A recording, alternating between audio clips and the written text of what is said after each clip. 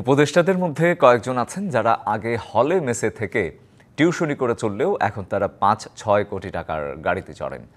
এমন মন্তব্য করলেন বিএনপির ভাইস চেয়ারম্যান বরকতুল্লাহ বুলু।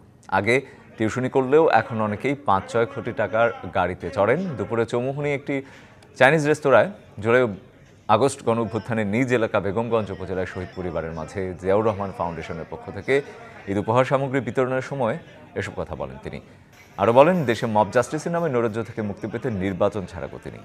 এ সময় বিএনপির অঙ্গ ও সহযোগী সংগঠনের নেতৃবৃন্দরা, শহীদ পরিবারের সদস্যরা উপস্থিত ছিলেন। কয়েকজন উপদেষ্টা আছেন, যারা হলে থাকতেন, মেসে থাকতেন, টিউশনি করতেন, ওনারা ৫-৬ কোটি টাকার গাড়িতে চলে, হোটেল ইন্টারকন্টিনেন্টালে ৫ কোটি টাকা দিয়ে ইফতার করে, প্রশাসনে ফোর্স করে অমুককে অমুকখানে দিতে হবে, অমুকখানে অমুকের বদলি করতে হবে। এই যে একটা দেশে নৈরাজ্য, এখন মব জাস্টিসের নামে মানুষের ঘর বাড়িতে হামলা, এরা কি আইন শৃঙ্খলা বাহিনী, এরা কি দেশের মালিকদের